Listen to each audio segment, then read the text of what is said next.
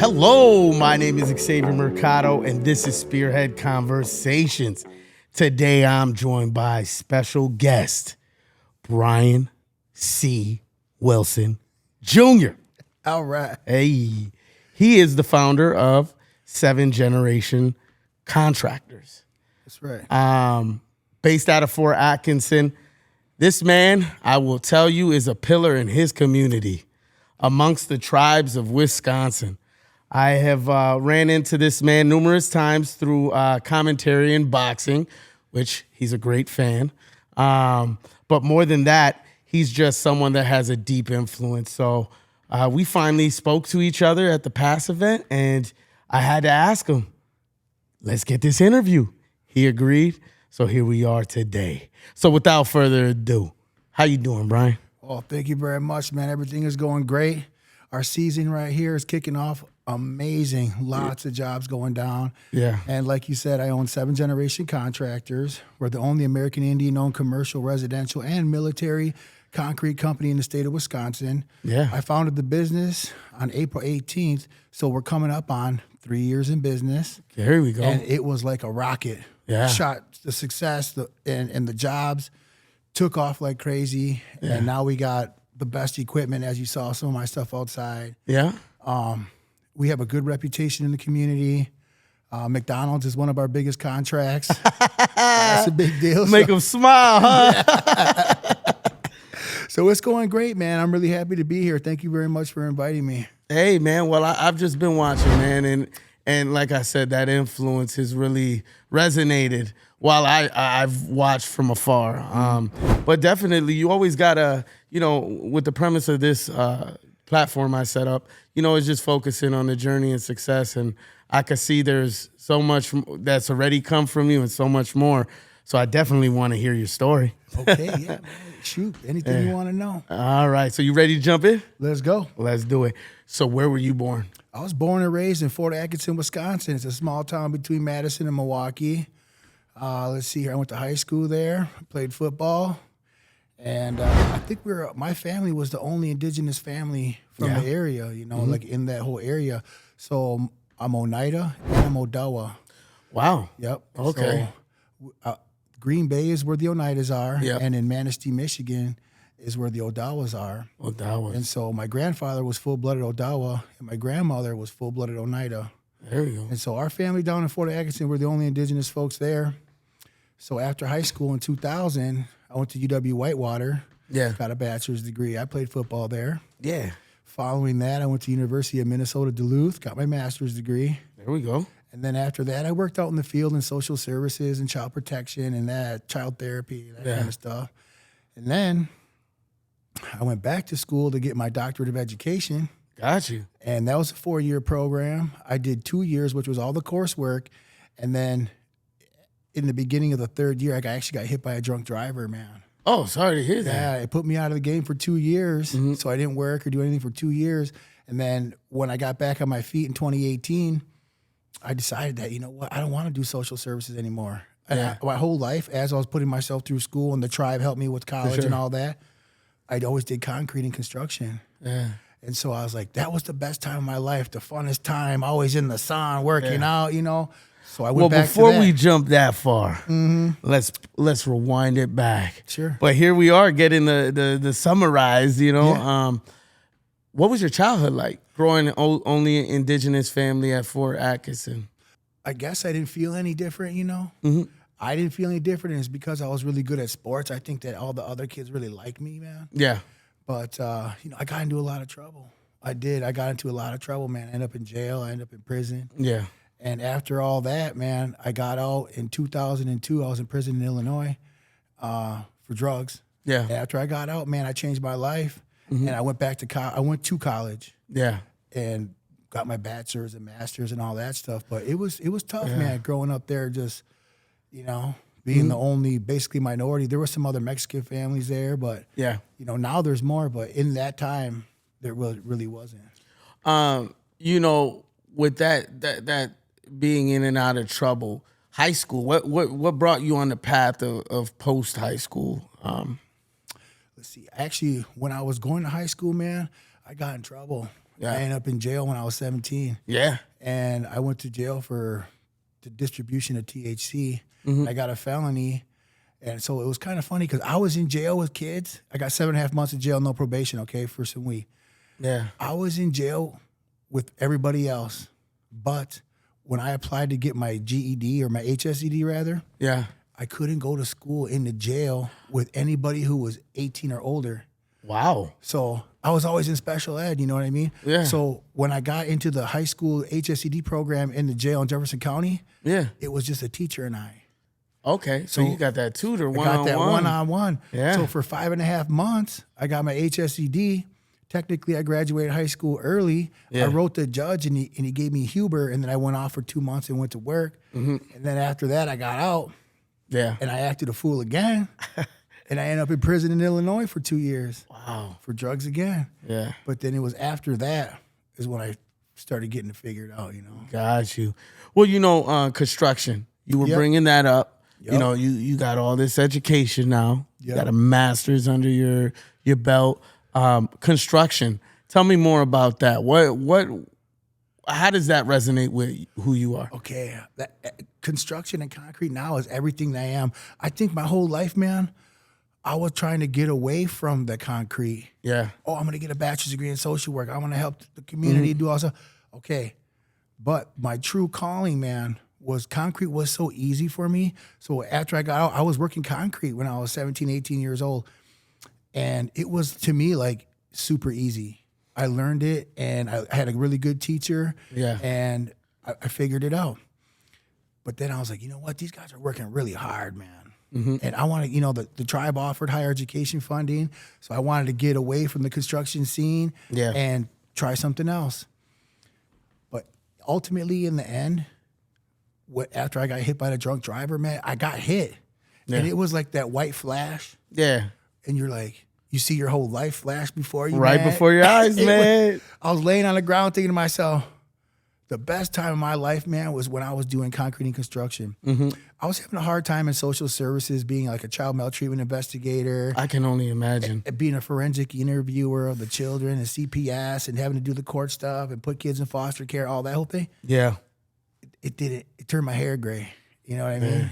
So when I decided to go back into concrete in 2018, I labored for a company for 4 years, and I had all this experience. It was great, okay? Got myself all strong again. Then they asked if anybody, was willing to apply for a safety director position. And at that time, I had a bachelor's and a master's, and I'm coursework in doctorate of education.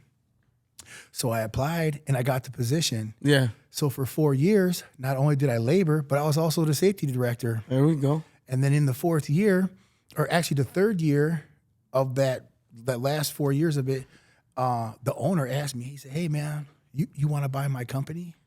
Wow. I was doing a great job, man. I was just about to ask you what inspired Seven Generations. Okay, so the tribal philosophy of the Oneida Nation is you have to think 7 generations ahead when you're making your decisions, okay? Ooh. So I took the tribal philosophy, and after I got my shit together, you know what I'm saying? Yeah. After I got cleaned up and I got my work, I'm doing what I'm supposed to be doing here. And everything came real easy after that. Yeah. After I got cleaned up, got out the drugs and quit drinking and all that stuff, man, life turned all the way up. Credit score up, everything up, income, everything you could think of, man, just all the decision-making process, everything went up. So after the company decided to not sell me the company because they wanted to keep it for their kid, okay? Yeah. I gave my 2-week notice on the day he told me he wasn't selling it to me. And in the last 3 years, it took them 20 years to get to where they're at, 24 years. Yeah. I'm doing what they've done in that time in under 5. Oh, for sure. So I turned, and I almost have exactly the same things they have, doing the same amount of work. Within 2 more years, I'll be at that threshold where they're at. Okay. But it took them 25, 27 years to get there. It took me 5. Took you. What do you feel were the barriers you had to go through in beginning that journey with Seven Generations? I was really in my own way. You know what I mean? I kept shooting myself in the foot. Drinking and driving, doing drugs, all the negative things that you could think, being in and out of jail, always in trouble, that kind of stuff. It really hindered my success. once I stopped doing all those things, got myself out of trouble, got off probation and parole, stopped drinking, all those issues and all those problems, man, the probations. I'm going to do this for you, bro. My boy. Hey, man, it takes a lot. I quit drinking too. It's going on 3 years. Good for you, man. And same kind of story with you. Everything's just been, you make that sacrifice. That's right. And it goes in. But back to what you were saying, my man. After I changed me, yeah, it all flew right out of me, man, like an ocean of goodness. I was a real angry person when I was younger, man. I've been through so many things, being locked up, and my cellie when I was in prison, man, it said on his arm, "Born to Kill." It was a tattoo. And I'm in Illinois, which was, I went through one of the last people to go through, I was in Sheridan, East Moline, Vandalia, Logan. Yeah. And it was a horrible experience, man. It really was. We were in the late 90s in prison in Illinois. It was a horrible experience, man. Yeah. I seen a lot of nasty shit. Yeah. And once I got out of all that, man, I worked through all the issues that I was having, man, and changed my life. Everything went up. Yeah. It was a beautiful thing that has happened now. I would say probably the last 5 years of my life, I'm 43 now, everything has been so good. I'm happy. I changed myself. I have employees that are happy, man. Yeah. I take care of my family. It's a really good thing, and I'm so happy that I'm able to spread with my income to sponsorships. Yeah. The boxing matches that you see, we sponsor every fight. Look at that. We sponsor some of the other fighters. We got a commercial running on TV right now for Seven Generation Contractors. Yeah, my boy. Look at that. Oh, man. Get you a quote now. But man, it's beautiful to see. Since I joined the commentary team that has been doing international boxing, Justin Loonsfoot, he brought me in. It's been beautiful, and to see your influence in these tribes that are across Wisconsin, it's so inspiring. It's watching something as if you're the mentor, you're the big brother, you're someone who's really, really deep within the culture of what's being harvested, Yep. So that for me, I have to tell you, it's all salutes. And this is the reason why I wanted to get you here. And I also call you what? The Native Don Kid. Yeah, baby. Oh my gosh. You know what I mean? Look, man, these pieces, man, I'm just saying, you see them on the camera. Wait till you see them in person. Got my girl from Johnny Dang. Thank you, Johnny. But your native sides are very embedded in who you are. Yep, that's what I am. That's right. How do you feel that tribal influence from both sides has with your business influenced your way of business? One side is Ojibwe. One side is Haudenosaunee. Okay. They both have different teachings. Yeah. And I've been a lot of traveling. Okay. When I was in Hawaii, I also got some indigenous teachings there too. Yeah. And one thing I learned was how to be puno. That means in Hawaiian language to be in balance. Okay. Okay. So that was a good teaching from them. I learned from the Ojibwe folk on my grandpa's side, and I also learned from the folk on my grandmother's side how to be. Yeah. You know what I mean? And to have a good mind, a good heart, and a strong fire. That's the Haudenosaunee way. And you got to think 7 generations ahead. Yeah. And so that's really what I've been doing. Now that I'm older, when I was younger, you couldn't tell me shit. Yeah. You know what I mean? For sure. I wasn't ready to, have all the responsibility that I have now. I wouldn't have been able to take care of all the things that I do now. Yeah. But after just, really delving deep into the culture, going to the ceremonies and the sweat lodge and the longhouse, and it's a big part of what I am, and it really helps guide my entire life. Yeah, man, that's, and this is the thing, we walk through this path, and with you, like the creator, right? Yeah. You know what I mean? It seems like has his hand over you, man. I feel like it. You gotta feel like it, man. You're blessed. You're what you've built with 7 generations now. Your business is labeled a disadvantaged business enterprise. Okay, so there's different certifications that you can get. Yeah. Now, in the world of business, you want to be a few things. Yeah. You want to be a MBE, a minority business enterprise. If you're a woman-owned business, you want to be a WBE, a woman business enterprise. Yeah. You also want to be a DBE, a disadvantaged business enterprise. Now, when you're DBE, that will set you up as that. All DBE means is when you started your company, you didn't have 1.5 or 1.8 million dollars. That's the criteria, okay? You don't have to be minority owned. You just have to be quote unquote disadvantaged, meaning that you didn't start with over this $1 million. So what that does is it sets you up for contracts with the Department of Transportation. Okay, so what I thought was, I worked for all these other companies. Why? And I was taught, why are they 51% owned by the wife of? Oh, wow. Okay. Yeah. They're WBE. I never knew what that was. And when I was a kid, about 18 years old, this Mexican bro, I was working at this concrete company. He said, "Hey, man, I heard that you're a native." I said, "Yeah." He goes, "You don't even know." I go, "What do you mean?" He goes, "You don't even know what you're worth. You don't know what you're going to be worth in the concrete world, in the construction industry. You have no idea." And I didn't understand what he was saying at that time. Going backwards and thinking about that now, I've taken advantage of every single thing that goes along with being who I am. Women business enterprise, that's a good thing for the women to get into. Minority business enterprise, disadvantaged business enterprise, and we're on the federal Indian preference list. Okay. So this is a big deal. It's hard to get these certifications. You got to really apply yourself, and it's like applying for like a doctorate school. Yeah. You got to show them everything about your business. You be a real legit business. Well, look how you were talking about it. Look at the contracts it's gotten you. Look at the growth. What most can't do in 20, you've done in less than 5. Yes. And with that, look at the impact you're also making. You're building communities. You are opening this gateway of just people essentially prospering from the builds that you guys make. So at the end of the day, this is all something that you should feel proud of, as well as it's a blessing to know the knowledge that you have. And I learned a lot in a really short amount of time. But I studied, man. I read a lot, and that was the hard part because no one's going to teach you how to be successful. Yeah. No one wants you to come up and take over their concrete business where they're making $4 million, $7 million, $14 million. Those were my mentors. Yeah. They all have businesses that make $14, $7 million a year every single year. Yeah.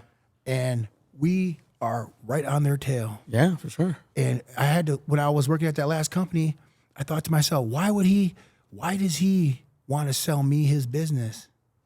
Okay. He's been doing it for a long time. They want to get out of it. They have property in Honduras, whatever. They want out. Okay. So I'm thinking, well, why would he pick me? And so in our conversations about the business, he says, if anyone could do it, you could do it. You could get this kind of financing for $4.8 million to buy my business. Man, so and he knew.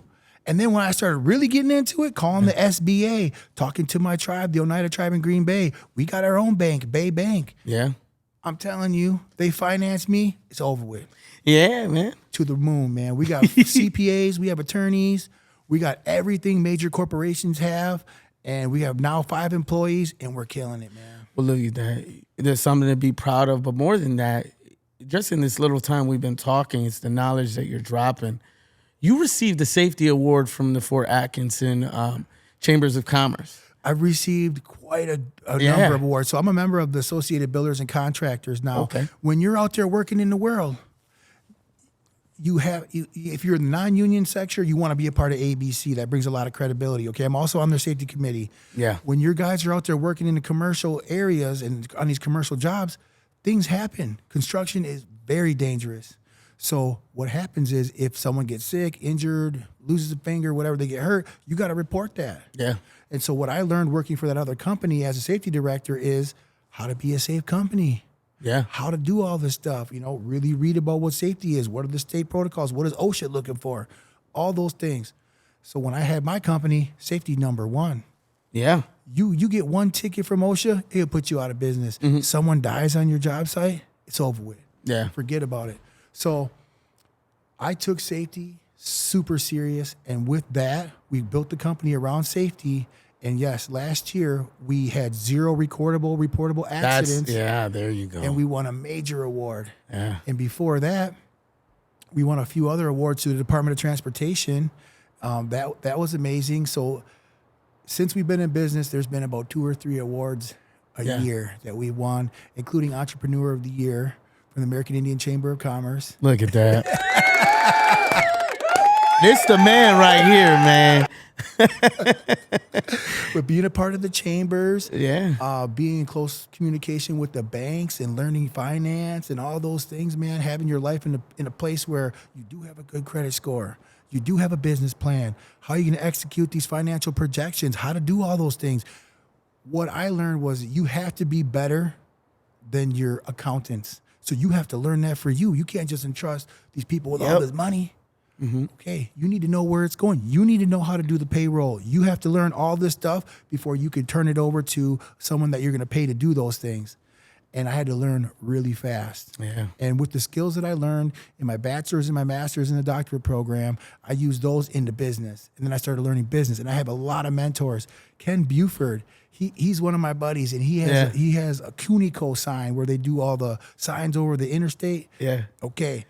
That man right there took the time to work with me and teach me a whole lot of things about business. And because of that, even some books that he gave me, man, we were able to make a lot of progress in a short amount of time. I just want to say you're also a psychic now because you literally, the next question after that following was, what steps did you take? You answered that right on point. And then the following question after, who are mentors? You know what I mean? Who are guides? Okay. Well, my lady, her name is Apache Danforth. There we go. She's been a really good mentor to me. We've been together just about 3 years. And so the whole entire time, basically, that I've been in business, she's a marketing person. Oof. She introduced me to all the top dogs in the tribes. Hey, they can help your business. This person, that person. She's good with the website. She helped me win a $5,000 business pitch contest at the Indigenous Business Group. Woo! And that same night, I get off the stage after winning $5,000. Develop Wisconsin, Damon Dorsey, another mentor, comes up. This is the first time I met the guy. He said, "We're really impressed with your business. I'm going to give you a $15,000 grant." So in one night, I got 20 grand. I took that 20 grand, bought wall forms, used those wall forms for a year. Yeah. Made There a you go. pile of money. And then this morning, about 4 months ago, I applied for another grant with Damon Dorsey, Develop Wisconsin. Yeah. They gave me 20 grand this morning in a grant that I'm going to use to buy a riding power trawl. Going to take my company again to another level. Yeah. Oh my God. Apache. Yes. Brian wants to say he loves you very much. What a man. Well, you know, it's proven statistically, if you have a partner that is in line with whatever you do, whether it's a podcast, a small business, anything, you are over 90% assured to succeed in whatever you're doing. Absolutely. And whoever you surround yourself with, you surround yourself with 4 millionaires, you're going to be the fifth. Yep. And not only that, man, I'm working with Tim Tybert, Backyard Concrete, Gillick Concrete, Scott Gillick, my employees, Nate Feckenhauer, Anthony Wilt, all of us together, man, are smashing jobs. Yeah. And we don't compete. That's my whole thing in 7 Generations. Never compete. Collaborate. Yeah. Never compete, collaborate. Never compete. Between all of us, we have all the over 150 years of concrete experience. And at one time, Nate, Tim, and Tony all worked together for over 20 years at one place. Wow. And now we're all working together. And the success, man, I feel so good about it. And I share everything that I get with those guys. And every night I think about how can I make their lives more successful? How can I make them feel better? Get them the OSHA 30 certifications, first aid and CPR. Hey, man, you guys want a CDL? I got my Class A CDL. I want you guys to have one. What if your back goes out someday? You can't lay concrete. You can drive a truck and make just as much money. So I'm always thinking about how to better everyone that's around me. And by doing that, man, I'm growing up too. Yeah. Man, I got to say that right there, don't compete, collaborate. That's right. The team I got, it's a 4. And we all play our part. And you know what I mean? We, at this point, you know, the first 2 years wasn't making anything. Now we're starting to see all the work we done put in, the foundation we laid. But the one thing we've always understood is we understood it's going to be a long haul, especially with what we're doing. And we also understand that it's going to come around its way.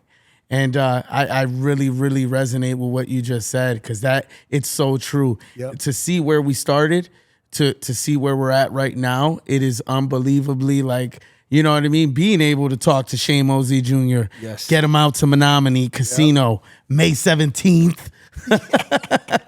But gonna be great. you know, it's those type of connections, networking, and just literally growing together Yep. and understanding we got each other. So that's fire. You know, with your team, right? Now with this type of company, how do you motivate your workers, the people you work alongside, to push harder and further? As the leader, okay? Yeah. You got to think 7 generations ahead. You got to get the right people on the bus first. Yeah. I don't have to motivate them. Yeah. Don't have to. You pick the right ones, they're going to beat you there. They're waiting for you at the shop. Yeah. They're ready to go. They're ready to, and they have 20-some years of knowledge and experience. They're gone. They don't need me. I provided the best equipment. Yeah. I provide the safety net. I provide the income, everything. I got the jobs. You guys go out there and smash them out. I'm coming too. And in my business, this is what I do. I got to the top, and then I drop myself clear back down to the beginning. No one wants to rake concrete. It's the hardest job to push that concrete around. That's all I do all day long. I'm raking concrete. These guys are the setup team. I got a whole guy who just runs the machines. Wow. Pushing them up. Yep. Every time someone comes in, don't worry, I'll do all the hard stuff. What can you be? You want to be a finisher? Start by hitting these edges. You want to run a machine? Show me you can do it. Show me you can take care of that machine. Show me what you can do. I'm going to keep pushing everybody up. Yeah. And I'll stay down here. Push everybody up. That's selfless. That's being selfless, man. That's called being a leader, bro. Like, and with that, it's so important. It's so important to show that not only, you know, do you work alongside, but like being the leader and being able to do the grunt work and showing them that, hey, I am the same as you. We're all working towards the same goal. Yep. We're all trying to provide for our families. We're all trying to exceed. And we're all trying to just get ahead, man. Yeah. So, man, dude, I'm gonna need you to start going on some tours from like some motivation speaking, bro. Sure, yeah. Because you got me all in the bro, yeah. Okay, I'm that's what feeling I'm talking good. about. Good. Well, you know, aside of concrete, right? Yep. You've also dipped into another venture now. A couple of them. I mean, okay, so first week of April, getting ready for the draft, the NFL draft. Yeah. Apache, myself, Jamie, and Jeremiah Danforth, we're all Oneida. Yeah. We wrote a business plan, got it funded. We're opening up Off the Trail restaurant. That's what in I'm Green Bay talking on the about. corner of Packerland and Wabi, getting ready for the draft. Wow. 1 million people coming to Green Bay. Where are they going to eat? Yep. We got DoorDash. We got a nice POS system. We're ready to go. Yeah. Healthy food, man. It's going to be really nice. Yeah, man. And so we've been working on that. That's coming out. And, you know, there's other little things I want to do too. You know, I want to have a laundromat. Yeah. That's my next one after we're done with the restaurant. I'm going to open up a laundromat. So just a couple little things here and there, you know. Let's focus on Off the Trail. You know what I mean? Yeah. What inspired this move? Basically, all fast food is garbage, man. Yes, it is. And whatever you put in your body is what you're going to get out of it. Yeah. Jamie Betters is the one who's spearheading all this. Yeah. Okay. So we got behind her. She has all these years of FDA certifications and working in canneries and food sovereignty and elder boxes, all these things where she's all about the healthy food. She knows how to can. We're going to teach canning classes. Wow. She knows how to preserve the food. We're going to do fresh pressed juices and salads and, you know, grab and go type of food. She wrote a grant that got approved already. She also got us a contract with, it's basically we leased half of one of our gas stations. It's 2,700 square feet, so it's huge. Yeah. She also got a contract to do all the hot sandwiches in all the Oneida gas station one-stops. Wow. So when you're in Green Bay and you stop at one of our tribal gas stations, there's a hot sandwich in there. Yeah. Came from us. Oh, baby, man. We're going to be making little pizzas. Man. Yeah. What do you feel has been the barriers for that? Honestly, we haven't really run into any significant snags. The tribe really helped us out with the space, gave us an amazing lease. We're really happy with that. The location's really, really good. I guess the only thing that kind of slowed us down was just picking the right equipment. You know, you don't want to get stuff that's going to be breaking down and So grabbing the right equipment, getting it into the restaurant. We had to do some painting and get it set up and get Jamie's office ready. But it's going great. Yeah. Everyone's been working together. The community has come out to really get the place in order here. Yeah. Let's talk about menu. What type of foods are we offering? It's basically 6 a.m. till 2:00. So there's going to be breakfast sandwiches. She's going to do fresh pressed juices. Wow, 6 a.m. to 2? 6 a.m. to 2, because we want to target the almond moms, okay? The moms that are Yeah, driving, hey, boy. let's go in here and get your little sandwich and get your little breakfast bowl and then get you out to school. But healthy food, you know what I mean? Like, we don't want to, because the kids will function better with a good diet. Of course. Of course. That's what we want to see. We want to see real healthy kids and healthy families and just enjoy the food. Man.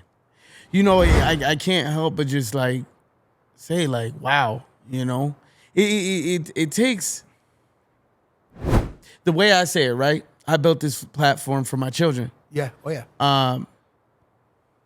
These are all blueprints. Your story is a blueprint Yeah. for my children, not only my children, but the children of my city, the children of my state. And, you know, the philosophy is you leave the world better than you came in. That's right. And that's all I'm seeing with you, man. So far, so good. Man, it's just like from concrete to food. What do you feel is the plan going ahead? Okay, so after I'm done with the restaurant is already a smashing success, okay? This is going great. So by the end of next year, I'm already looking for the spot to put this laundromat. Okay, because when I was going to I grew up going to laundromat with my mom, okay? Yeah, me too. My grandma, okay? For some, push you in the cart, put you in the dryer, sure. okay, that kind of thing. All right. But when I was going to get my bachelor's and my master's, I was always at the laundromat. They had the free Wi-Fi or whatever. I'm doing my homework. And I was like, and remember the Jersey Shore GTL? Okay. All right. So now it's time for laundry, all right? So I really want to have a really nice laundromat. And they got technology now where you just use your debit card right at the thing and you get a printout every day. This is how many washes went down. This is how many dryers went down. Yeah. You can put security cameras in there, your TV, a little place for the kids. I mean, it's a really, really nice place. And that's what we're looking for. Some vending machines. And so if I can't find a building, we're just going to make one. Yeah. And obviously I'm doing the concrete. Okay. Yeah. And to kind of get that plan rolling, I called the OG. Okay. Speed Queen. There we go. I called them up. I said, I need some help, man. I said, I want a laundromat. They're like, we got you. We got you. From the ground all the way up. I said, okay, I'm going to find a place. I've been running into a snag with the location because not every place is zoned for that kind of a business. So finding that, and we're definitely going to do it in the Green Bay area. And I think the other laundromats, man, they must know something's up because For sure. market research. Jeremiah and I went to every laundromat. I measured the square footage. Wow. I counted the washers, counted the dryers, hung out for a couple hours in the parking lot watching how many people were coming in. My boy did recon. He was in the bushes like. Yep. I needed to know. So then after all this couple of weeks of research, okay, I developed a value of what I think each one of these was doing, okay? So then I was like, okay, I got these numbers. Let's cross-check it. I went to the internet. What's the average amount of money a laundromat makes? Gave me the same number I came up with. Wow. From doing all my own measurements, all my stuff based on square footage, how many washes, average number of washes and dry. I came up with the same number the internet had. I was like, no way. Okay, I'm on the right path. I know what I'm doing here. Let's go. You take the same skills from one business and it will overlap it to another. Okay? You got to be smart. Learn the business. Yeah. And you can do it. What do you feel are the most important teachings of the journey you've been on through all these businesses? Okay. So, when you get angry, man? Yeah. It's not a good feeling, right? Don't have that feeling. Yeah. You're going to get knocked around. You're going to get knocked down. You're going to hear no a lot. You got to stay positive because with the law of attraction, man, the energy you put out is what you're going to get back. Yeah. And if you're moping and doping all the way around, this stuff is never going to work, that's what you're going to get. For sure. But when bullets are bouncing off you, pew, pew, pew, you can't stop me. Pew, pew. You're going to get there. Yeah. So I would say just always remain positive. Know your craft. Yeah. You have to know what you're getting into, know what you're talking about. Talk to a lot of other people that are in that same business. Do your research, that kind of stuff. And surround yourself with the people that you aspire to be. For sure. You know, Yeah. and you'll get there. Man. I appreciate you coming out, man. No doubt. But I just wanted to mention one more person that has been a... Oh, we ain't done yet. I just had to say that. But, okay. But let's go in there. Who you want to mention? There's a couple people. So Roland Carter, man. He was a mentor of mine, and he's down in Alabama, in Huntsville. And he was working with a place called Management Enterprise Development Services. Yeah. He's the one who taught me how to live large, my man. Yeah. He's the one who taught me how to open up my mind to how great things could be, okay, on a philosophical standpoint and a business standpoint. Yep. And how you carry yourself, okay? How can you get yourself to a massive income with a business? 8A certification, minority business enterprise, this development services. He taught me a lot about that. I actually stayed with the guy, man, on a mountaintop. Wow. Bro's got a crib, an insane crib. And he taught me so many things. And ever since I left his crib, man, it's been a skyrocket. I spoke to him today. So that's one of my mentors, okay? The other one is Ron Spurl. He owns Hawk Industries. Right now, he's working on buying 2 casinos in Las Vegas. Oh, my God, bro. Part of the DOT. He's on the board. He's on the Indian Chamber of Commerce. Ron always gives me tidbits of good knowledge. Yeah. You know what I mean? And whenever I'm having a success, hey, man, check this out. They gave me 20 grand. He said, okay, now what you going to get with that? I said, I'm buying a new rider. Oh. He knows what that does. He owns, I think, 14 different companies now. Yeah. He's a serial entrepreneur, brother. Absolutely. Wow. Yeah. My mom, of course. Yeah. You know what I'm saying? My mom, there's no doubt she never gave up on me. Hey, Mom, we going to do this for you. Brian loves you. Yeah. or should I say Junior? Junior loves you? Yeah. Brian Charles Wilson Jr., baby. Oh, man. Where do you see yourself in the next 5? Okay, the next 5 years, let's see here. We're going to add about 3 more businesses. My construction company will be over 10 million. For sure. I think the international boxing scene, we're going to be in a stadium, okay? I know that in August, we're going to get the G League, what Wisconsin heard. We're getting that 4,200 seats in that. In Oshkosh, we're getting that facility. All right? We went there like a couple weeks ago, talked to the guys. We're going to do it. I also want to go off that. Yeah.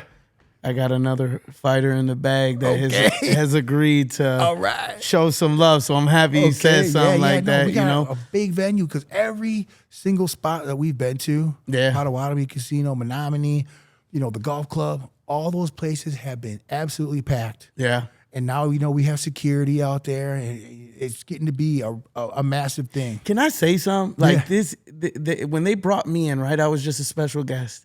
And then the next event that was coming up, Justin hits me up. Shout out to Adam Willis, because he's the one that brought me into all this. Yep. And then Justin brought me into this part now that I'm doing every event. But that scene, man, it has just inspired me that that the sky is not the limit. It's not. I'm ready to go into the stratosphere. I'm ready to go towards them stars. But I feel you on that, because when I saw my name Yep. across the pay-per-view screen. For sure. National. Man. I'm running a small commercial local between Madison and Milwaukee, but that pay-per-view when people are buying this from all over the place. Yeah. When it says sponsors, 7 Generation Contractors, I said, no way. That's right. Oh, my. Hey, shout out to Raphael. He be doing his thing with them streams, bro. Amazing job. Oh, man. But, we always work ourselves up to this question, and it's the most important question of the interview. I always say, what advice would you give to aspiring entrepreneurs as well as our youth? Okay. I would say put your tablets down. Put the gaming systems down. Get into the books. Get into whatever your interest is. Find that person as a mentor and really figure that out. You really have to study. You really have to read. You really have to be good at mathematics. You really have to get good at this stuff, because if you want to make a lot of money, you have to be smart. Yeah. Smart who you put it with. You're going to need an attorney. You got to have a CPA, and you have to check them.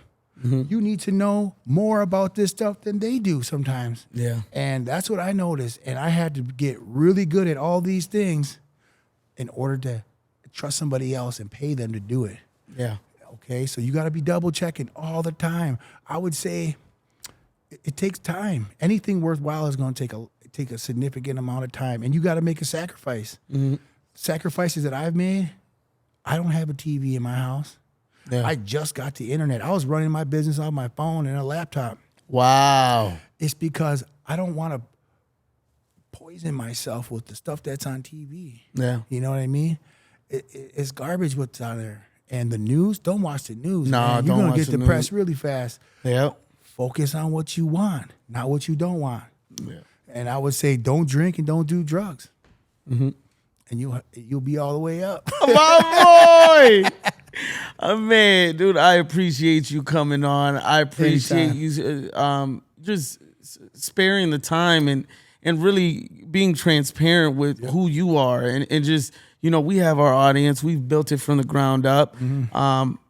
But this right here is what it's all about. And your type of success that now I know more of. I only knew you from afar, but to get to know you in this light, I just want to say thank you again. What are ways people can contact you?